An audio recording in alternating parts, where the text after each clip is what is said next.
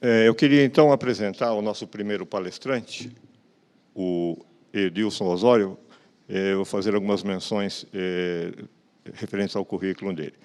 O Edilson é cientista computacional, professor e especialista em segurança da informação e infraestrutura, e desenvolve projetos de software livre desde 1995. Ele é consultor em blockchain do Instituto de Tecnologia e Sociedade do Rio, coordenador de pesquisa da Faculdade de Direito da Fundação Getúlio Vargas de São Paulo e graduando em Propriedade Intelectual pela Escola de Direito de Harvard. Fundou recentemente a OriginalMy.com, a primeira empresa brasileira a utilizar blockchain como protocolo, registrando, autenticando e certificando de forma criptográfica os contratos e outros documentos digitais diretamente nesse sistema de blockchain. Convido, então, por gentileza, o Edilson para proferir a sua palestra Blockchain e o futuro da governança. Bom, pessoal, bom dia essa manhã. Bom dia ao pessoal que está no streaming, nos assistindo também. E hoje a gente vai dar uma pequena introdução sobre um tema que muito me agrada. Eu estou mergulhado nesse assunto, venho brincando e trabalhando com bitcoins desde 2011. Nunca tive, pessoalmente, o interesse em trabalhar diretamente na área financeira, usando os bitcoins como moeda. Mas uma coisa que sempre me chamou muito a atenção foi o blockchain, que é a infraestrutura que permite com que os bitcoins existam. Tá?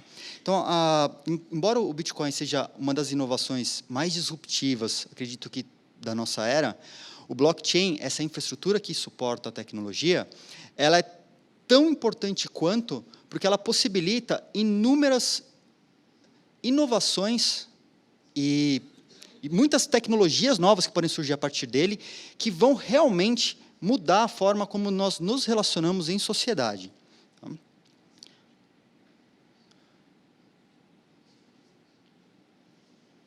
Bom, uma pequena programação do que a gente vai falar. Tá? Vou apresentar um pouquinho da história. O pessoal me passou que era para dar uma introdução rápida sobre esse mundo, sobre esse universo de Bitcoin, blockchain, como surgiu. Então, eu vou falar bem rapidamente sobre esse pedaço, e aí a gente parte para quais os pontos em que o blockchain pode ser útil para auxiliar na governança, para aumentar a eficiência da governança, seja no âmbito privado, seja no âmbito público.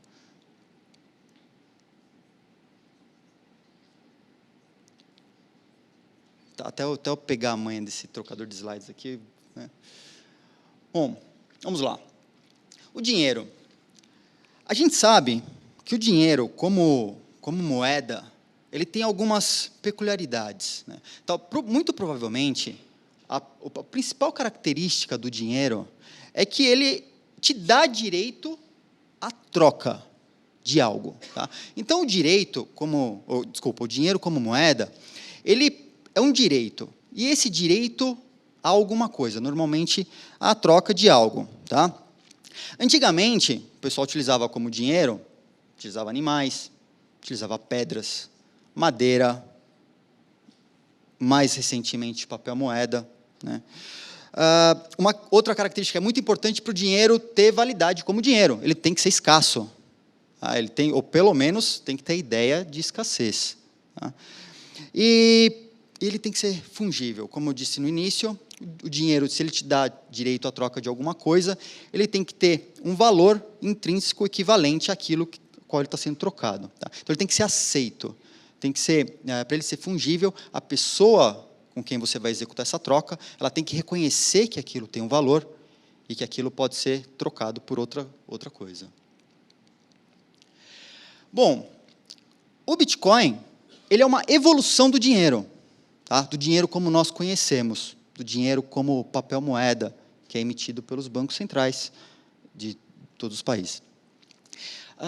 Em outubro de 2008, um cara ou um grupo de pessoas, tá? Porque, na verdade, se trata de um pseudônimo, até hoje não existe, não sabemos quem é a pessoa ligada diretamente a esse nome, Satoshi Nakamoto.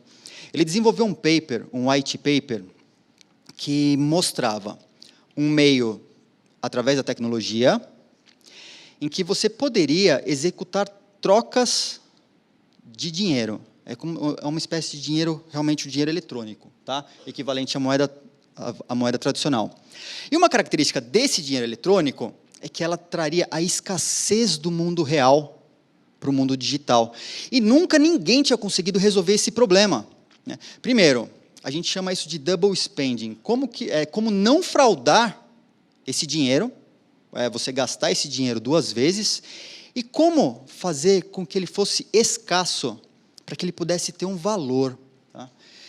Então, nesse paper, o Satoshi Nakamoto, ele ou um grupo de pessoas, descreveram um protocolo que possibilitaria essa tecnologia. Isso foi enviado para os fóruns de criptografia na época. O pessoal olhou aquela documentação e falou, bom, me parece absolutamente plausível esse desenvolvimento. E passaram a desenvolver. Em 2009, foi lançada a primeira versão do protocolo. Tá? Outras coisas que o Bitcoin faz, tá? Que é muito característico dele. Ele permite a troca peer-to-peer, ele é armazenável. Armazenável no sentido de que você pode acumular seus Bitcoins. E pelo fato dele ser armazenável e possivelmente ter um valor futuro maior, algumas pessoas utilizam como reserva de valor, embora haja muita especulação em torno disso. Tá? Confiável. A principal inovação não veio exatamente no Bitcoin, mas nessa parte da infraestrutura, que ela permite confiança absoluta na troca. Tá? Se uma pessoa transmitiu para você uma determinada quantidade dessa criptomoeda, eu vou passar a falar criptomoeda ao invés de somente bitcoins, porque o Bitcoin, foi dele que surgiu tudo, mas já existem centenas, são cerca de 600 criptomoedas no mercado, todas derivadas do Bitcoin. Algumas o pessoal começou a desenvolver o protocolo do zero, ou reescrever para tentar atualizar o protocolo, mas como surgiu tudo a partir do Bitcoin. Tá? Então, essa confiança, sem a necessidade de terceiros, é talvez a coisa o problema que o Bitcoin resolveu no mundo. Tá? Tinha um velho problema matemático chamado problema dos generais bizantinos. Eu até aconselho o pessoal a dar uma pesquisada, depois eu não vou entrar muito no mérito da lógica desse problema, mas o problema dos generais bizantinos, ele não tinha uma solução através da tecnologia. Como, em um ambiente onde você não confia em nenhuma das partes, pode ser estabelecida a confiança absoluta. Tá? E o Bitcoin resolveu isso. E ele resolve isso através de consenso. Bom, então o Bitcoin, a gente viu rapidamente que é essa moeda digital, essa grande inovação, que surgiu a partir de 2009, e pelo tempo de 2009 até aqui, já andou bastante no mercado. Tá? Hoje você já tem e-commerces aceitando o Bitcoin como meio de pagamento, grandes empresas aceitando o Bitcoin como meio de pagamento para inúmeras coisas. Só que eu, particularmente, desde que eu comecei a trabalhar com a tecnologia, tá? Eu comecei como entusiasta, e a partir de 2013, quando teve o boom da China, tá? Que o Bitcoin deu uma rampada lá porque, na verdade, a China desenvolveu um novo tipo de chip que possibilitava as pessoas a gente chama o processo de mineração. Tá? É como mineração do ouro, você resolve diversos cálculos criptográficos muito complexos. Se você conseguir resolver esse cálculo antes de todo mundo, você é recompensado. E essa recompensa, ela é feita em bitcoins. Tá? Então, o que aconteceu?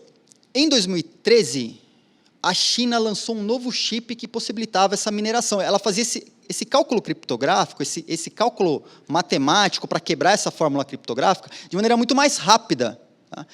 E isso fez com que a China decolasse no universo do Bitcoin. E o Bitcoin ganhou um valor, ganhou uma atração, chegando em poucos meses a $1.200. E depois disso veio a mergulhar, depois de uma regulação naquele mesmo ano do governo chinês, que fez com que, proibindo a utilização da moeda pelas empresas, fez com que o valor caísse abruptamente. Então, desde 2013, eu comecei a olhar para esse negócio e falei, poxa, o Bitcoin é uma baita de uma inovação. mas a infraestrutura que comporta, que possibilita que essa transação aconteça de maneira confiável, de maneira distribuída, de maneira descentralizada, e que, uma vez registrada, nada no planeta, nenhuma entidade, governo, absolutamente nada consegue alterar. Por causa do consenso. Então, o blockchain, ele é imagina assim, ele é um grande livro razão. Tá? A gente chama isso de ledger. Tá? Ele é um grande livro razão, como na contabilidade, onde todas as transações de entradas e saídas ficam registradas. Então, o blockchain do Bitcoin, ele tem essa característica. Só que os desenvolvedores colocaram mais um espaço nesse blockchain, para que a gente pudesse registrar outros tipos de informação, não somente a informação da transação financeira, sendo feita com o Bitcoin. Tá? É aí que a gente começou a olhar para o blockchain, para utilizá-lo como protocolo. E é a partir daí que o blockchain começa a ganhar escala como um modelo disruptivo além do Bitcoin, como se ele tivesse meio que vida própria. Tá? Então, o blockchain, ele não depende de uma entidade central para funcionar. O blockchain, ele é como a internet. Tá? A internet, para ela existir, ela depende de que todos os computadores do mundo estejam ligados na internet. Se os computadores não estiverem ligados na internet, a internet deixa de existir. O blockchain é a mesma coisa. Tá? Então, a gente tem uns grupos que levam o termo do blockchain para internet do dinheiro. Tá? Então, todos esses computadores que comportam essa grande rede, elas possibilitam uma nova rede dentro da internet. E essa nova rede dentro da internet possibilita transações com confiança, transação de ativos e transações financeiras. Tá? Ele é espalhado por todo o planeta, em milhares de computadores, como a internet. Isso garante uma infraestrutura gigante, que através do consenso e outros atributos, faz com que ela não possa ser bloqueada, ela não pode ser parada. Tá? Nenhum governo mais consegue inferir, ou mesmo atacada. Tá? Então, o blockchain é o livro de registro público, onde ficam armazenadas todas as transações efetuadas utilizando criptomoedas. Então, o blockchain do Bitcoin registra as transações do Bitcoin, o blockchain do Ethereum registra as transações de Ether, e a gente vai ver rapidinho que ele possibilita outras coisas, e assim como cada criptomoeda tem o seu próprio blockchain. E como esse negócio funcionou? Tá? Da centralização à descentralização. Quando a gente fala em centralização, vamos dar um exemplo, emissão de moeda, tá? Emissão de dólares. Então, a gente tem, um exemplo bem simplista, tá? Você tem os Estados Unidos emitindo dólares. E esses dólares, eles saem dos Estados Unidos e vão para o resto do mundo. O resto do planeta depende da emissão de dólar dos Estados Unidos. Só os Estados Unidos emitem dólares. Ninguém mais emite dólares. Tá?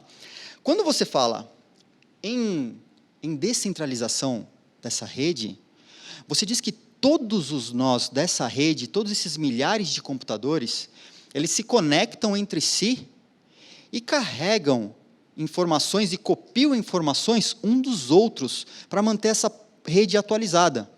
Tá? Para vocês terem ideia, mais ou menos, o blockchain do Bitcoin, ele tem um pouco mais, está na casa de 65, 67 GB de espaço ocupado. Então, toda a história de transações que aconteceram com o Bitcoin, desde a transação 1, do momento 0, que aconteceu lá em 2009, está registrada nesse ledger. E se você mantiver no seu computador uma cópia do blockchain, você tem todas as transações no seu computador.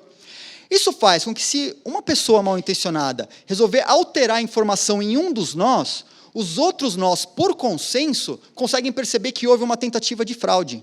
Tá? E eliminam essa informação, separam essa informação da rede, segregam essa informação. E a todo momento elas podem reconstruir e recalcular e reauditar todas essas informações desde o momento 0. Então, o fato de você ter um blockchain na sua máquina te possibilita auditar localmente todas as transações que ocorreram desde o momento 0 na história. Tá? Num blockchain.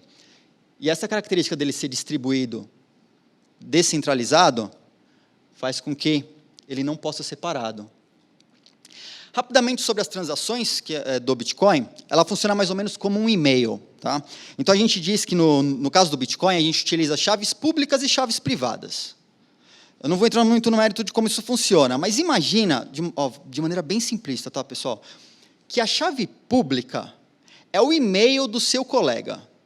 É uma informação que é conhecida por todo mundo, essa informação é pública, você não tem por que escondê-la. A chave privada, ela seria equivalente à senha para você acessar esse e-mail. Tá? Você não tem a senha do e-mail do seu colega, mas você tem o endereço do e-mail dele. Então, quando você faz uma transação em Bitcoins, a ideia inicial do protocolo era que você fizesse uma transação financeira como se você estivesse realmente mandando um e-mail. Então, você coloca lá a chave pública, o endereço para quem você vai fazer essa transação. Aí, como uma mensagem, você vai colocar: eu sou possuidor de tal valor, estou transferindo tanto desse valor para tal pessoa. E você usa a sua chave privada para assinar essa mensagem de modo que ela não possa ser mais alterada e enviar essa mensagem para a rede. Quando a mensagem é enviada para a rede, a gente diz que ela é enviada por broadcast. Ela é enviada para todos os nós da rede ao mesmo tempo. Então, você criou uma intenção de pagamento. Esse pagamento ainda não se consolidou. Tá? Esse pagamento ele vai se consolidar quando vier o papel do minerador, que vai pegar todas essas intenções de transações que estão pendentes na rede, vai utilizar de criptografia para calcular aquele resultado daquele cálculo criptográfico, aquela matemática super complexa que ele tem que resolver. Se ele conseguir resolver, ele coloca todas essas transações no que a gente chama de bloco. Então, a partir do momento que o blockchain, que esse problema é resolvido, esse bloco entra na rede, na sequência dos outros blocos. Bom, só um exemplo aqui de transação. Então, a gente tem uma intenção de transação, ela é enviada para o globo, tá? Está em toda a rede lá. Essa transação é pega por vários mineradores que, em um ambiente de competição, tá? E realmente a competição mesmo, é ver quem resolve esse problema primeiro, porque o cara está interessado naquela recompensa. E essa recompensa hoje é de 25 bitcoins. O Bitcoin, ele subiu essa semana, aconteceram umas coisas na China, tem algumas coisas que vão acontecer agora em julho com o Bitcoin, vai fazer ele subir um pouco mais de valor. Então, ele está na casa de R$2.000. Então, o cara é recompensado com 25 bitcoins se ele resolver esse problema matemático. Isso faz com que as pessoas tenham investido, nesses últimos tempos, milhares e milhares e milhares de dólares em equipamentos, em data centers especializados em mineração, tá? Para tentar, nessa competição, ser o primeiro a resolver o bloco. Porque quando ele resolve o bloco, consegue colocar essa informação na rede, ele é recompensado com 25 bitcoins. Então, tem uma coisa interessante que o pessoal normalmente fala: minha transação teve uma confirmação na rede, teve 2 confirmações na rede, teve 3 confirmações na rede. E muita gente se confunde e acha que são todos os computadores do mundo olhando para aquela sua transação, falando: todos os computadores confirmaram a transação uma vez. Então, eu tenho lá 5.000 confirmações, 300.000 confirmações. Na verdade, quando sua transação entra no bloco, imediatamente, e isso acontece a cada 10 minutos, em média, a gente diz que ela tem uma confirmação. Tá? Quando, dali 10 minutos, aqueles mineradores resolverem outros problemas criptográficos e colocarem as transações pendentes na rede em outro bloco, a sua transação está com 2 confirmações, porque ela é 2 blocos mais antiga, ela está num bloco 2 blocos mais antigo que o bloco atual. E por aí vai. E os sistemas que vão sendo desenvolvidos, algumas empresas, elas aceitam a sua transação como válida depois de 6 confirmações, por exemplo. O que isso significa? Se uma confirmação a cada 10 minutos, 6 confirmações, 1 hora. Existe na verdade, é uma regra estatística que diz que, a partir de 6 blocos, é praticamente impossível que isso tenha sido desfeito. Ou por erro da rede, ou porque os próprios desenvolvedores precisaram, de repente, voltar uns blocos e desfazer transações porque eles fizeram alguma alteração, uma correção de bug, sei lá. Tá? Existem inúmeros fatores que levam a isso. Mas, a partir de 6 confirmações, praticamente é impossível desfazer essa transação. Então, ela é confirmada na rede, uma vez, desde a primeira vez, na verdade, confirmada, ninguém altera, é impossível alterar.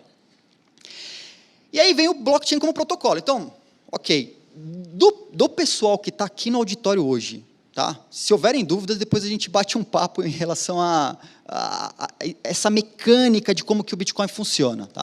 Eu vou partir agora para a segunda parte, que é a utilização do blockchain como protocolo. Em 2013, um jovem, ele tinha 19 anos, ele falou o seguinte: bom, o Bitcoin ele é muito bom para notarização de coisas. Então, ele registra muito bem as transações feitas, as transações financeiras, faz muito bem isso, e ele tem um pequeno campo, e o campo era pequeno mesmo, tá? O campo tinha 80 bytes, depois passou para 40, voltou para 80 bytes. Imagina uma frase com 80 letras. Era o máximo que a gente poderia colocar de informação em uma transação, além daquela transferência de valores. Aí esse cara, ele escreveu um paper, falando assim, poxa, e se a gente colocasse uma camada de inteligência nesse blockchain? Porque se o blockchain hoje ele é muito bom só para registro, imagina o que esse blockchain pode fazer se ele tiver uma camada de inteligência e rodar aplicações nele. Aplicações inteligentes. Aplicações que não podem ser paradas. Tá? Isso possibilitaria novos modelos de negócio para o planeta. Tá? Inclusão financeira e eficiência em custos. Você tem uma aplicação que se autogere, ela consegue gerir os seus próprios fundos, por exemplo. Tá? Contratos inteligentes e desburocratização. Quando a gente fala em contratos inteligentes, nós estamos falando de um sistema, uma aplicação inteligente, que não pode ser parada, não pode ser alterada, a sua regra de negócio é muito bem definida e pública, que essa aplicação vai passar a intermediar negociações em geral. E qualquer tipo de negociação. Quando um contrato, por que você faz um contrato com uma pessoa? Porque você está fazendo um acordo com alguém. Tá? E as partes desse acordo, elas têm algum tipo de consenso em relação àquele contrato que elas assinam. Quando você passa isso para o blockchain, você está deixando que eu vou chamar de robô, não é um robô, tá? É um programa de computador mesmo. Você está passando para um robô o trabalho de checar se, de repente, todos os termos e cláusulas do contrato foram satisfeitas para que o contrato desse prosseguimento a outro momento. Tá? E você começa a ter a parte de governança autônoma e transparência. Porque quando você tem essas aplicações autônomas, transparentes, rodando num ambiente público, que não pode ser parado, e quando a gente fala em ambiente público, blockchain, que é extremamente auditável, você pode fazer, por exemplo, um sistema de votação. E a partir desse sistema de votação, num ambiente democrático, o resultado fica público, imediatamente. Tá? E esse resultado público e imediato, ele pode dar ou início, ou desse um prosseguimento a outras ações de maneira absolutamente automatizada. É isso que um contrato inteligente faz. A gente chama isso de smart contracts. Vocês vão escutar muito mais o termo de smart contracts. Tá? Bom, usos potenciais do blockchain além da transferência financeira. Então, a gente pode, por exemplo, associar, a gente pode criar um token criptográfico e você associa esse token criptográfico a um objeto físico no mundo real. Por exemplo, você pode ter um token simbolizando um diamante. Tem uma empresa que ela é uma empresa na Europa que ela desenvolveu um token que representa o ouro. Se você possui aquele token criptográfico, que é único, exclusivo, não pode ser alterado, não pode ser subtraído, a não ser que você perca ou ceda a sua chave privada para que ela possa ser transferida, se você possui aquele pequeno token, ele te dá 10 gramas de ouro, que podem ser resgatadas num banco, eles têm um processo de auditoria, eles escreveram um paper muito bacana, o nome da empresa é Digix. Cadeia de fornecedores, dados de pedidos, acompanhamento de estoque. A partir do momento que você começa a acompanhar esse tipo de coisa no blockchain, você não tem mais aqueles problemas de inventário que é uma caixa preta em algum lugar. Principalmente no âmbito da administração pública. Quando a gente... Vou citar um exemplo, de repente, sei lá, postos de saúde. Quando você envia determinados materiais para os postos de saúde e muitas vezes você não sabe exatamente se eles foram distribuídos de maneira adequada e você precisa conciliar essas informações, e a gente sabe que os sistemas não se conversam, então você tem um custo operacional muito alto para fazer a conciliação de todas essas informações. Fazendo isso no blockchain, você tem transparência imediata nesse aspecto. Bancos. Os bancos estão olhando muito para o blockchain. Tá? Estão olhando muito para blockchains privados, principalmente. O que é um blockchain privado? Eu pego uma cópia daquele que é público e rodo na minha rede privada, é como se fosse uma intranet. Tá? E o pessoal usa isso como intranet porque os bancos não têm muito interesse em que todas as transações financeiras sejam abertas publicamente. Tá? Então, eles estão trabalhando em cima disso para que parte possa, de repente, ser pública, parte ser privada, mas eles estão desenvolvendo. Tem um consórcio feito entre 42 bancos, e o Itaú é o único banco brasileiro que se encaixou, que entrou nesse consórcio, que está desenvolvendo um blockchain para que os bancos possam melhorar sua eficiência em remessas internacionais. Área de votação, tá? Acompanhamento transparente de votações públicas e privadas. Eu não vou me ater muito, porque eu vou entrar nessa parte de votação nos próximos slides. Tá? Então, vamos lá. Acompanhamento de fluxos comerciais, dados de transporte. Isso feito no blockchain, como um protocolo único, feito de maneira transparente, em tempo real. Todos os nós se conversam. Tá? Registros públicos de imóveis, terrenos, registros de veículos, licença comercial, passaportes, emissão de IDs, de todos os tipos, transferências de quaisquer propriedades. Tá? Tem países que já estão trabalhando a transferência de propriedades utilizando blockchain. Tá? Os serviços notariais, eles podem ter sua eficiência aumentada em centenas de vezes utilizando blockchain, com custo baixíssimo para eles. Tá? Coleta de intangíveis. Você pode fazer todo o registro de patente, marca, uma vez registrado no blockchain, para sempre registrado no blockchain.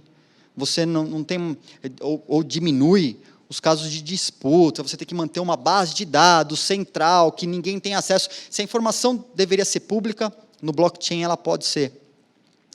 E na área financeira, desde ações, a Nasdaq está com um projeto muito bacana, ela já começa a emitir ações das empresas em blockchain, e o pessoal da Estônia, o pessoal chama isso de e-residents. Tá? O pessoal da Estônia já utiliza a Nasdaq para que as pessoas possam votar nas empresas que estão listadas lá, das empresas da Estônia, utilizando o blockchain. Tá? Porque nesse blockchain você emite aquele token criptográfico que representa uma ação da empresa, ao invés de algum lugar ter que armazenar papéis da empresa, você só tem que armazenar esses tokens criptográficos. E o mercado secundário você negocia normalmente. Aí a gente entra na área de organizações autônomas descentralizadas. Esse tópico está muito em voga, porque aconteceu o seguinte recentemente. Há cerca de um mês, uma empresa alemã colocou no ar um software, que a ideia é um código no blockchain, que a ideia é que esse código fosse uma organização autônoma descentralizada. Pô, mas uma organização autônoma descentralizada, não tem ninguém no comando? Ninguém. Absolutamente ninguém. Uma vez que a aplicação foi para o ar, ninguém altera. Tá? As pessoas, quando mandavam dinheiro para essa aplicação, a aplicação te devolve alguns tokens representativos. Então, eu mandava um valor e ele me mandava a representação lá no início de 100 tokens, como se fossem 100 ações dessa empresa. E esses tokens me permitem votar em propostas. Então, as pessoas estão escrevendo propostas de trabalho e estão submetendo para essa empresa, que, em princípio, não tem dono, não tem país, não tem fronteira, essa empresa não tem banco. Tá?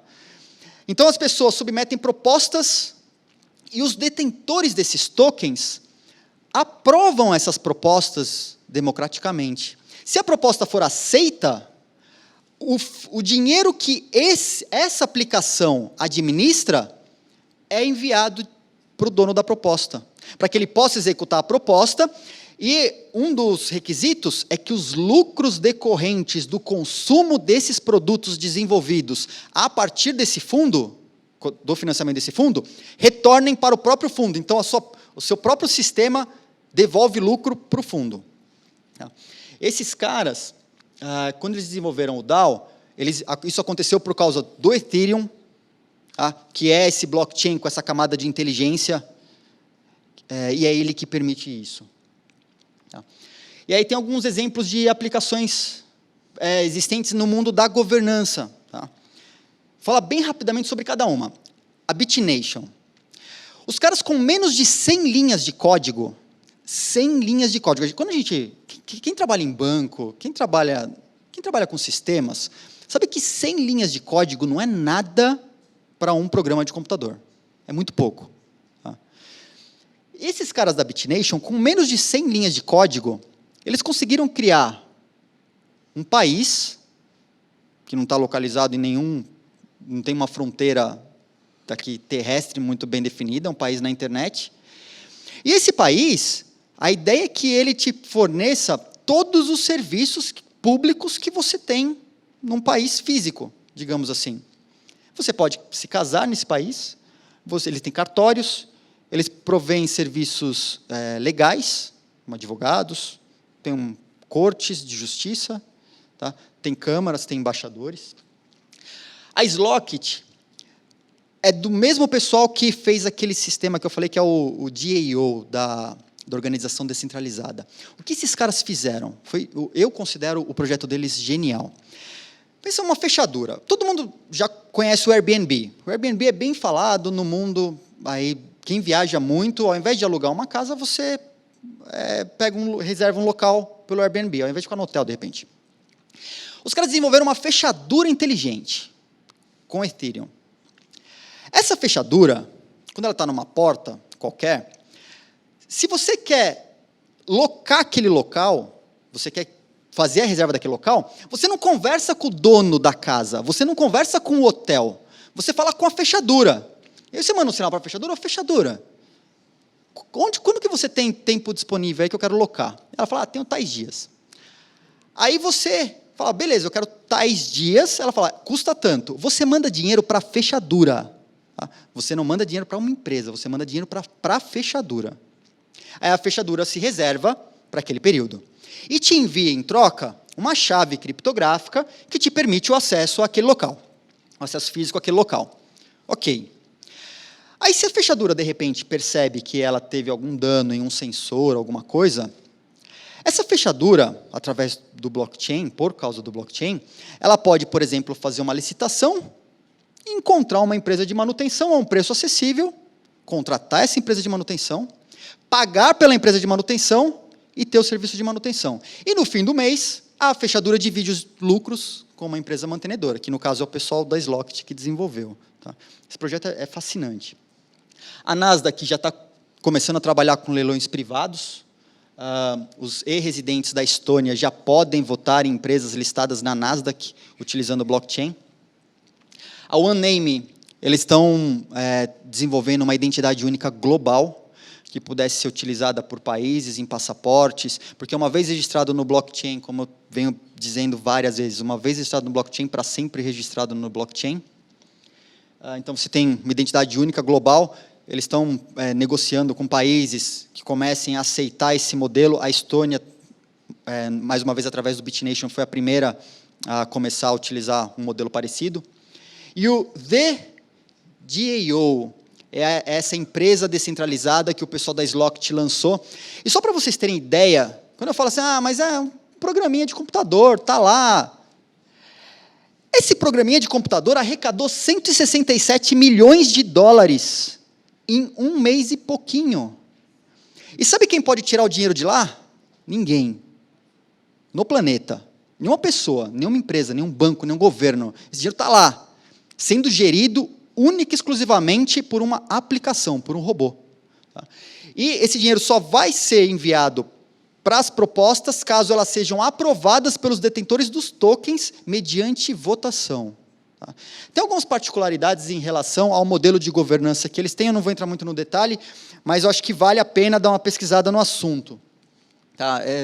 Realmente, já é o maior, uma espécie de crowdfunding da história no mundo digital. Tá?